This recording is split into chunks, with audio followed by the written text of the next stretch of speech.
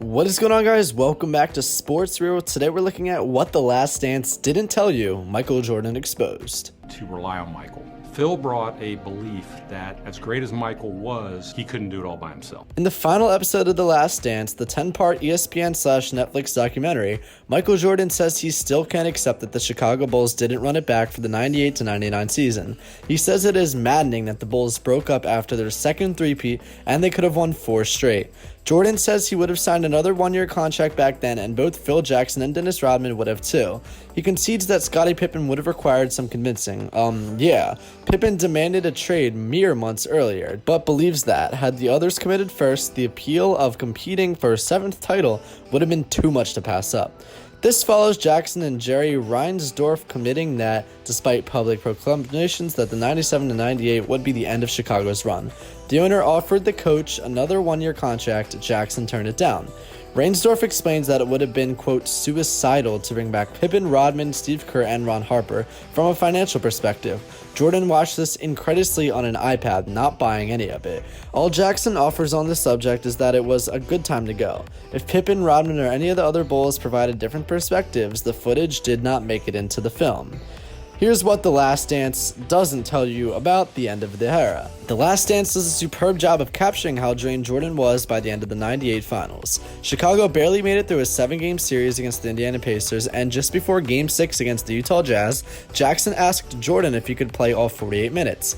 "Whatever it takes," replied Jordan, who ended up playing 44 and shouldering an enormous load. Jordan's unforgettable shot over Byron Russell gave him 45 of the Bulls' 87 points. A hobbled Pippen gutted through 26 minutes with a back injury. Harper hardly slept the night before because of a stomach illness, and aside from Tony Kukoc, the Bulls' role players contributed next to nothing in the scoring column. The documentary shows Jordan looking completely wrecked on the bench during the timeout after his legendary shot. "Tired as heck," he remembers, narrating the scene. "I'm exhausted, but I have one more stop." Pippen approaches him with a few words, and the superstar briefly looks up, nods his head, and says nothing.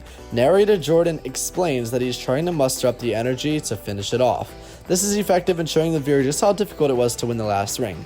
The mental and physical exhaustion, however, are not connected to the breakup of the team the way they are in the long-term Jordan chronicler Sam Smith's 2004 column for ESPN. Sean wrote that Jordan felt like he had to carry too much burden, and that he had been even having trouble sleeping all that season and was considering medical help as a result. This jibes with what assistant coach Tex Winter said at the time via the Chicago Sun-Times' Lacey G. Banks. Jackson told Newsweek that he couldn't imagine Jordan coming back. Earlier, Jordan himself had acknowledged that he had stopped working out for about 3.5 weeks during the regular season in an as-told-to story for the ESPN, the magazine, with Rick Tallender. In Roland Lazenby's Blood on the Horns, Bulls trainer Chirp Schaefer said that Jordan's vibe was reminiscent of the season leading up to his first retirement. "I see him being awfully close in similarity to the way he was when he left the game the first time in '93. Schaefer told Lazenby in the early 90s he would talk. "We would have moments where we were alone while I was treating an injury of his, and he would speak of his frustrations. He would say, 'I don't think I can take this much longer.' I always thought he was sort of just venting. I was shocked when he retired for the first time, but there are some things that are similar to that now. You can still see the intuitions onto what he likes to do. Just a look of weariness on his face sometimes that he didn't have 2 years ago or even last year." On January 13, 1999, a week after the NBA and the Players Association reached an agreement to end the lockout that resulted in a 50-game season, Jordan announced that he was retiring. "Mentally, I'm exhausted," he told reporters. "I don't feel like I have a challenge. Physically, I feel great." That was not entirely true. He had cut his right index finger trimming a cigar while on vacation in the Bahamas. Jerry Krause brings this up in his unpublished, unfinished memoir, excerpts of which have been published by NBC Sports' Casey Johnson over the last few years. Jordan claimed that he had decided to retire before this injury.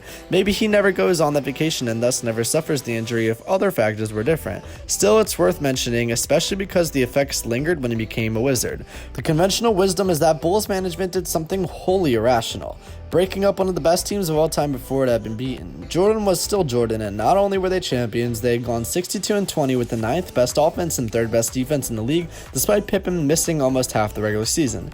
There's no guarantee, however, that Chicago would have been able to keep it up. In retrospect, perhaps making it through 97-98 was miraculous. Think about all of the drama depicted in The Last Dance. From Pippen delaying his surgery to Rodman skipping a finals practice so he could hobnob with Hulk Hogan on WCW Monday Night Nitro. Before the season, John Pack Shaq's son, then a team broadcaster, prophetically told the Bulls that it would be infinitely more difficult to maintain their last go-around. According to David Halberstam's playing for keeps, as motivation and concentration would become challenging.